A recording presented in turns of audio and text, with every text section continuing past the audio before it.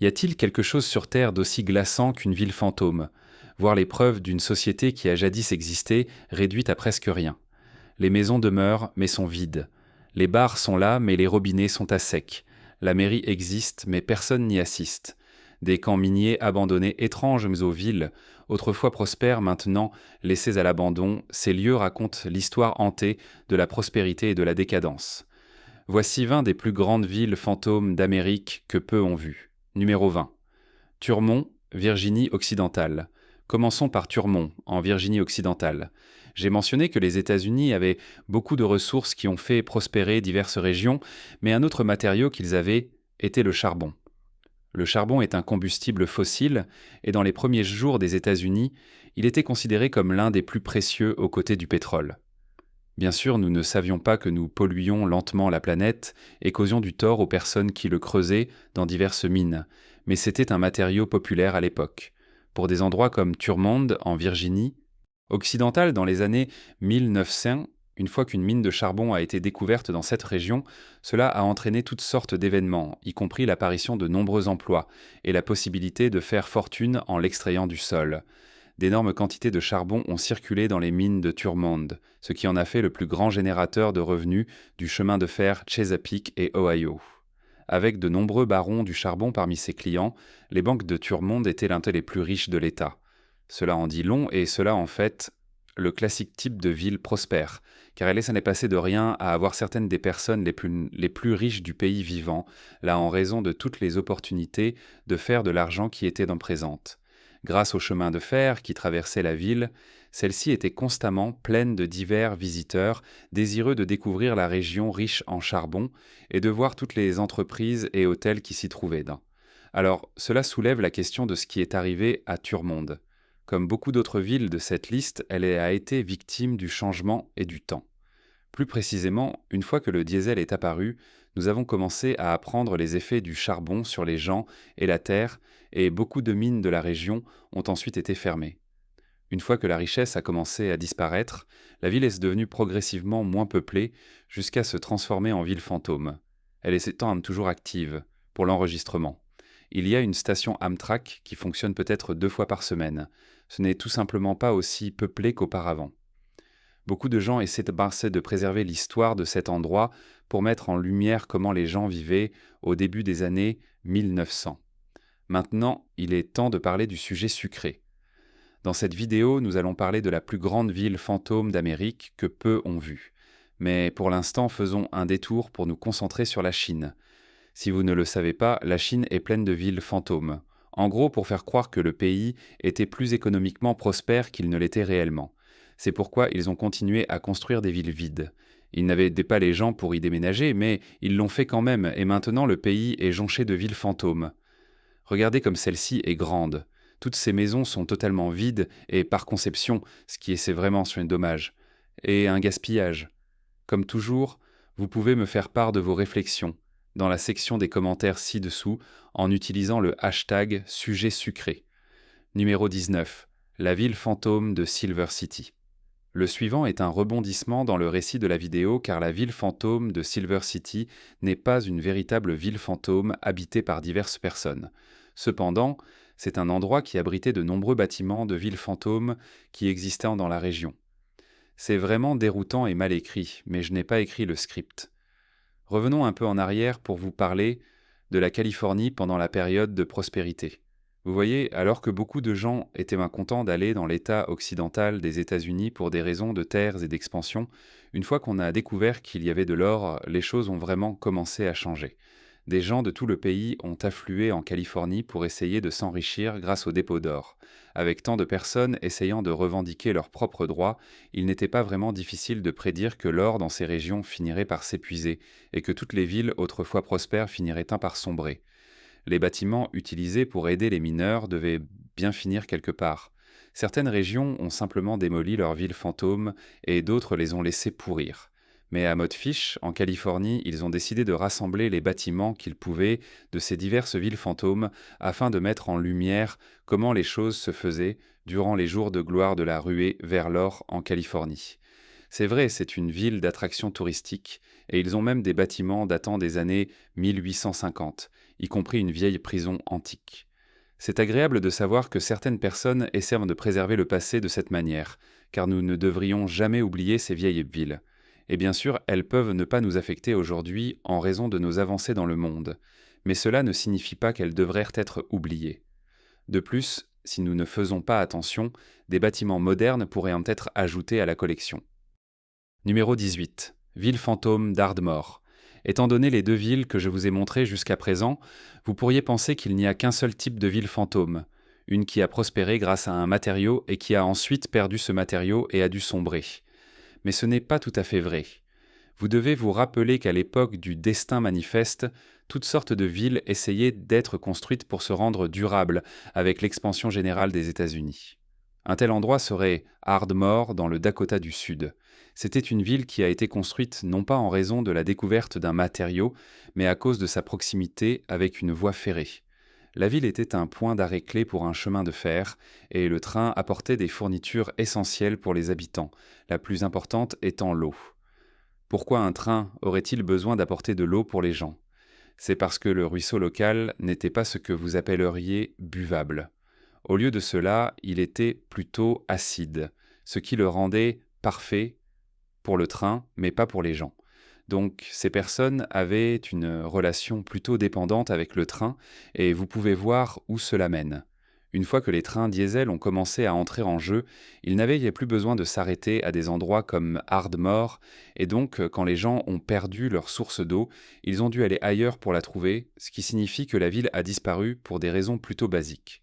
Si vous ne pouvez pas obtenir d'eau fiable, vous ne durerez pas très longtemps. Ironiquement, c'était une ville qui avait essayé de contourner cela avec ses cultures, car ils utilisaient une technique appelée agriculture sèche dans une tentative de faire pousser des plantes sans eau. C'était une idée astucieuse, mais cela n'a pas vraiment fonctionné, alimentant encore davantage la transformation en ville fantôme. Numéro 17. Ville fantôme de Deerfield. Maintenant, nous passons du Dakota du Sud au Colorado pour discuter d'une ville nommée Deerfield. Cette ville était unique, non pas à cause de sa localisation en soi ou des matériaux qui s'y trouvaient, mais à cause de ses citoyens. Elle a été fondée en 1910 par un homme nommé Oliver Toussaint Jackson. C'était un homme d'affaires prospère qui a décidé de suivre les conseils de Booker T. Washington en établissant une colonie pour les Afro-Américains. Vous devez vous rappeler qu'au début des années 1900, le racisme était une partie lourde et répandue de la culture américaine, même si d'autres personnes ne voulaient pas l'admettre à voix haute. En établissant une colonie pour son propre peuple, il espérait contourner tout cela. Est-ce que ça a fonctionné? Eh bien, en quelque sorte. D'un côté positif, il a réussi à faire vivre des gens là-bas, et ils avaient environ 300 résidents en 1920. Ils étaient également une ville autonome, car ils cultivaient leurs propres récoltes et avaient même des entreprises où les gens pouvaient les travailler, un restaurant pour manger et même une église pour le culte. Les deux plus gros problèmes qui ont frappé la ville étaient cependant la terre et le timing. La terre n'était pas la plus facile à cultiver, ce qui n'est pas la meilleure chose à avoir lorsque vous essayez de créer une nouvelle zone pour que les gens y vivent. Le véritable problème, cependant, était qu'ils ont rapidement été frappés par la Grande Dépression, donc bien que la vie ait été difficile auparavant, elle était presque impossible à supporter pendant cette période. Et donc les gens ont commencé à partir. À son crédit, Won Jackson a continué à se battre pour réaliser son projet, mais cela n'a pas abouti et il est décédé en 1948. Ce que nous avons ici, c'est une grande idée et une bonne tentative de faire quelque chose pour une communauté qui ne recevait pas un traitement équitable. Mais cela n'a pas pu durer à cause de conditions extérieures qui étaient bien au-delà de leur contrôle. Numéro 16. Red Oak 2. Maintenant, que diriez-vous si je vous disais que pour raviver les souvenirs de son enfance, un homme a décidé de créer une fausse ville fantôme? Eh bien, c'est exactement ce que vous trouverez lorsque vous irez à Red Oak 2 dans le Missouri. Cela soulève la question: que s'est-il réellement passé avec l'original Red Oak? En un mot, c'était une question de timing. Vous voyez, pendant longtemps, les États-Unis étaient principalement composés de petites villes, puis ils avaient quelques grandes villes éparpillées ici et là, comme Boston, New York, Détroit et ce genre de villes. Ainsi, il y avait de nombreuses petites villes comme Red Oak, Missouri, qui se débrouillaient très bien toutes seules. Mais une fois la Seconde Guerre mondiale terminée et que la richesse et l'industrie des États-Unis ont connu un essor, les choses ont commencé à vraiment changer. Tout à coup, des villes apparaissaient bon partout, et les gens sont passés de vouloir vivre dans une petite mais agréable région à vivre dans une ville pour avoir encore plus d'opportunités. C'est pourquoi l'original Red Oak est tombé dans l'obscurité, car tout le monde est simplement parti. Entrée de Lowell David, qui vivait dans l'original Red Oak, et lorsqu'il est revenu après quelques décennies, il n'y avait pratiquement plus rien là-bas. Il a acheté une propriété pas très loin de cet emplacement et a décidé de la reconstruire à sa manière. Il a en fait acheté et amené plusieurs bâtiments des autres villes fantômes de la région et les a placés sur sa ferme pour donner l'image d'une ville fantôme ressemblant à l'original Red Oak. Il a également ajouté quelques sculptures qu'il a créées en cours de route. Maintenant, vous devez admettre que c'était une idée astucieuse, et cela lui a manifestement donné du bonheur. Alors vraiment, qui sommes-nous pour juger? Numéro 15. District historique d'Elkmont. Lorsque vous regardez une carte des États-Unis, vous pourriez penser que les zones sur la carte sont toutes remplies et qu'il est facile de voir tout ce qui s'y trouve, mais ce n'est pas toujours le cas. Il y a diverses parties de la carte qui sont pleines de choses comme des parcs qui peuvent facilement cacher quelque chose que, si vous ne savez pas où chercher, vous ne trouverez pas. Et le district historique d'Elkmont était un tel endroit dans le Tennessee. C'était un endroit construit par le parc national des Great Smoky Mountains, ce qui a commencé comme une ville de coupe de bois en 1908 pour la Little River Lumber Company, s'est finalement transformé en un village de vacances pour ceux qui aimaient la pêche, la chasse et le piégeage.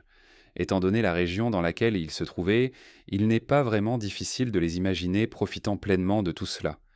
Vous devez vous rappeler qu'à l'époque, les gens n'avaient même pas d'électronique, de films et autres, donc les gens étaient tous pour aller dans des endroits remplis de nature pour les expérimenter de toutes les manières possibles. Finalement, une fois que l'industrie du bois a un peu diminué, toutes sortes de choses ont commencé à se passer dans le district, y compris l'implication du gouvernement qui a essayé de faire quelque chose avec, ce qui n'a jamais vraiment abouti. Le district est toujours là aujourd'hui, il vous suffit de chercher certains panneaux indicateurs pour le trouver, et il est très facile de le manquer. Mais si vous finissez par le trouver, c'est un endroit où vous pouvez visiter gratuitement, et vous pourriez simplement avoir une belle aventure naturelle. Numéro 14. Cerro Gordo. Pour être honnête, je suis sûr que certains d'entre vous sont un peu déçus par les villes fantômes que je vous ai montrées jusqu'à présent, car aucune d'entre elles ne crie vraiment les vieux jours du Far West tels qu'ils sont dépeints dans les films et les émissions, et les villes ne dégagent pas vraiment le danger qui existait autrefois dans ces endroits. Mais permettez-moi de satisfaire tous vos souhaits en parlant de Cerro Gordo, un endroit que l'on pouvait trouver dans la vallée de la mort et qui était autrefois une ville prospère en argent. C'était aussi un endroit notoire pour ses taux de mortalité. Et non, pas à cause d'accidents miniers ou à cause de la chaleur du soleil du désert, mais c'était notoire pour ne pas avoir de force de l'ordre pour maintenir la paix. Donc, avec beaucoup de gens là-bas et beaucoup de whisky circulant, cela a conduit à toutes sortes de combats, ce qui a ensuite entraîné toutes sortes de morts. Ces gens tombaient au lait comme des mouches parce qu'il n'y avait personne pour arrêter les combats. Cela a été si grave que le médecin de la ville a même fui parce qu'il avait peur d'être blessé lui-même. Avançons jusqu'à maintenant, et cette ville fantôme a une population de 2 personnes. C'est vrai, 2 personnes vivent réellement là, et l'une d'elles est le gardien des lieux. D'une manière étrange, cela pourrait être la fin la plus paisible pour une ville qui a traversé tant de carnage. Numéro 13. Ville fantôme des Highlands d'Okanogan. Trouver de l'or dans l'ouest des États-Unis était une grande raison pour laquelle tant de gens se sont installés de l'autre côté du pays à cette époque. Et même si des endroits comme la Californie et le Nevada avaient dans les plus grandes zones de boom, d'autres comme Washington ont connu leur propre boom qui ont conduit à la construction de diverses villes. Certaines de ces villes pouvaient être trouvées dans les Highlands d'Okanogan.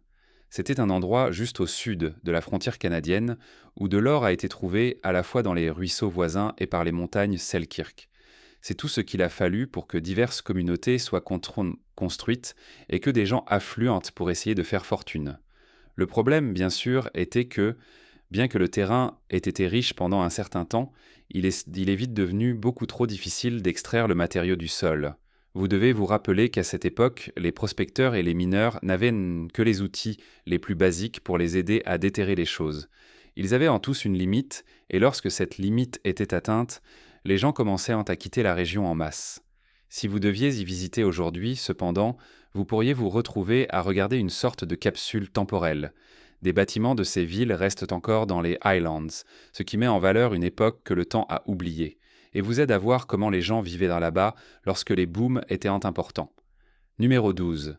Burke. Maintenant, dirigeons-nous un peu plus au sud pour parler de Burke, Idaho, un endroit qui est malheureusement une autre ville fantôme qui était autrefois prospère. Vous pourriez même soutenir que Burke avait un peu plus de chance que d'autres villes fantômes, simplement parce qu'elle n'avait pas un, mais trois grands minéraux pour que les gens viennent chercher de l'argent, du plomb et du zinc, tous trois vitaux pour les États-Unis à l'époque, et vraiment même maintenant. Cependant, bien qu'elle ait prospéré par moments, elle a également connu des conflits amers entre les personnes qui avaient aidé à gérer la ville et celles qui avaient aidé à extraire les matériaux du sol. Par exemple, il y a eu de grandes grèves de travailleurs et il y a même eu une guerre des mines. De plus, en raison du terrain plutôt accidenté, les gens de Burke devaient en construire des logements avec divers trucs architecturaux pour s'assurer que tout allait fonctionner. Par exemple, une partie de la gare était en fait dans le hall de l'hôtel. Cependant, comme vous vous en doutez, cela ne pouvait tout simplement pas continuer indéfiniment. Après plusieurs catastrophes naturelles et des années de déclin au milieu du XXe siècle, les opérations minières de Burke ont finalement cessé en 1991 avec la fermeture de la Star Mine. Avancé jusqu'à maintenant, et bien qu'il y ait des gens qui vivent dans la région générale de la ville fantôme, il n'y a pas de résidence officielle là-bas. C'est triste car la région était autrefois prospère, et c'est vraiment encore une belle région aujourd'hui, c'est juste que personne n'est prêt à y aller. Numéro 11. Fort Egbert. Que diriez-vous d'un autre rebondissement dans la saga des contes de fantômes? À ce stade, certains d'entre vous pourraient en penser que les États-Unis étant un peu irresponsables par moments en permettant la formation de diverses villes fantômes sans avoir une surveillance sérieuse pour s'assurer qu'elles seraient sûres et que leurs habitants étaient protégés. Je veux dire, après tout, il y avait plein de villes qui auraient pu avoir le surnom de boom, mais cela ne voulait pas dire que tout le monde gagnait des richesses. Une histoire aussi vieille que le temps, pourriez-vous dire. Le gouvernement a essayé de faire quelques tentatives pour maintenir les choses de stables et sûres, ce qui incluait également la création d'endroits comme Fort Egbert en Alaska. C'était pendant la ruée vers l'or du Klondike, et le gouvernement a construit ce fort pour servir de base militaire tout en surveillant les zones locales jusqu'à ce qu'il puisse établir un gouvernement autosuffisant. Maintenant, si vous ne comprenez pas ce que cela signifie, ce que je dis, c'est que l'armée gérait essentiellement l'endroit jusqu'à ce que des élus puissent être mis à la place. Fort Egbert a été désigné comme la première station du système militaire de câbles et de télégraphe de Washington, en Alaska, un réseau de lignes de télégraphe reliant l'Alaska aux États-Unis contigus. Divers membres de l'armée américaine résidaient dans cette ville jusqu'en 1925, lorsque la station de relais a brûlé, rendant effectivement l'endroit un peu inutile, et maintenant seuls certains bâtiments du fort restent. Numéro 10. Ville fantôme de Nevadaville. Malgré ce que le nom peut impliquer, la première ville de cette dernière série de 10 entrées était en fait au Colorado. Le timing et le nom sont tout, comme vous le savez sûrement. Ce qui a rendu cette ville si intéressante pendant un certain temps, c'est qu'elle était presque ruinée. Mais les gens ont veillé à ce qu'elle survive à un incendie qui a détruit plus de 50 bâtiments en 1861, et la ville a ensuite été reconstruite et a atteint son apogée en 1880 avec une population de plus de 1000 personnes. Malheureusement, au moment où ils ont fait cela, l'or pour lequel ils étaient venus dans la ville était déjà épuisé, ce qui a mis un énorme fardeau sur l'endroit. Finalement, seules quelques personnes sont restées. Mais peut-être que la chose la plus étrange à propos de cet endroit est qu'il y a une loge maçonnique là-bas, qui a encore des membres qui viennent pour des réunions. Ce n'est pas du tout suspect, n'est-ce pas? Numéro 9. Parc d'État Colonel Allensworth. Vous vous souvenez de la ville dont je vous ai parlé auparavant, qui mettait en avant un groupe d'Afro-Américains se réunissant pour avoir leur propre endroit et être libres du racisme et de l'oppression? Eh bien, ce n'était pas la seule tentative de faire en sorte que ce genre de choses se produisent. Bien que le parc historique d'État Colonel Allensworth soit ce qu'il s'appelle maintenant, il était auparavant simplement appelé Allensworth. C'était une autre communauté agricole mise en place par des Afro-Américains pour avoir un endroit qu'ils pouvaient vraiment appeler chez eux. Des agriculteurs, éleveurs, artisans et propriétaires d'entreprises noires de tout le pays avaient déménagé dans cet endroit. et malheureusement, cela n'a pas duré longtemps en raison de facteurs extérieurs dont l'un était que l'approvisionnement en eau n'était pas ce dont ils avaient besoin pour survivre. L'autre était que le colonel était bientôt décédé, et il avait été le moteur de tout cela. Et aujourd'hui, le parc d'État existe toujours là, pour honorer la tentative faite par le groupe. Numéro 8. Rue Erie. Maintenant, ils n'ont pas nommé une ville d'après une rue, bien que ce ne soit pas la chose la plus étrange. Après tout, vous avez entendu parler de French Lick, n'est-ce pas? En Arizona, il y avait autrefois une ville appelée Lowell, et c'était une zone minière près de Bisbee, c'était votre ville de boom classique. Mais c'est là que le rebondissement intervient. Pour aider à développer la mine de cuivre qu'ils avaient, ils ont dû détruire une grande partie des zones résidentielles de la ville, ce qui a signifié que beaucoup de gens ont finalement déménagé, ce qui a lentement conduit au déclin de la ville. Finalement, la seule chose qui resterait serait la rue Erie, et c'est très étrange d'y aller aujourd'hui car elle semble être dans un état impeccable, malgré le fait qu'il n'y ait eu personne y vivant depuis des décennies. C'est parce qu'un groupe de bénévoles aide à la garder propre régulièrement. Numéro 7. Kennecott. Vous pourriez penser qu'il y a beaucoup de villes fantômes en Alaska, simplement en raison du terrain difficile et du fait qu'il faut un certain type de personnes pour y vivre.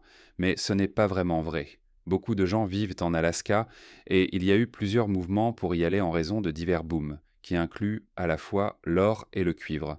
En fait, lorsque Kennecott, en Alaska, a vu le jour, ce n'était pas juste une autre ville minière de cuivre, c'était LA ville minière de cuivre, c'est-à-dire qu'elle était la plus riche mine de cuivre du monde entier. Au cours des 27 années où la mine a été en pleine opération, la société derrière la ville a gagné plus de 100 millions de dollars, et cette prospérité a conduit à la croissance de la ville, comme elle l'a fait. Finalement, la mine a fermé parce que le cuivre était épuisé, et la ville a été abandonnée, peu après. Numéro 6. Ville fantôme de Custer. Située dans l'Idaho, Custer était une ville qui, honnêtement, n'aurait jamais dû être aussi grande qu'elle l'était. Mais à cause des circonstances qui se sont produites dans d'autres villes, elle a rapidement reçu un afflux de personnes, ce qui l'a rendue assez robuste pendant un certain temps. Ce moment coïncidait avec divers booms qui se produisaient dans la région, ce qui en faisait un endroit que les gens voulaient visiter. Cela a duré jusqu'à ce que tout s'assèche. Les gens sont partis et la ville a été abandonnée pendant un certain temps. Cependant, il y a ceux qui ont essayé de la maintenir au fil des ans. Quelques cabanes privées, l'école de la ville et même l'Empire Saloon ont tous été restaurés et maintenus dans leur état du XIXe siècle. Certaines personnes aiment vraiment préserver le passé, et nous devrions tous en être reconnaissants. Numéro 5. Caïro. Cette ville était l'exact opposé du Caire en Égypte, car elle n'était pas sèche du tout. C'était en fait une ville fluviale qui a prospéré lorsque l'industrie des bateaux à vapeur était en plein essor aux États-Unis. En fait, cette ville était parfaitement située à la confluence des rivières Ohio et Mississippi. Ironiquement, elle a continué à fonctionner une fois que l'industrie a été remplacée par les trains. Cependant, en raison de conditions naturelles comme les inondations et diverses tensions raciales dans la région, la ville a rapidement fait faillite et c'est vraiment une ombre de ce qu'elle était autrefois, aujourd'hui.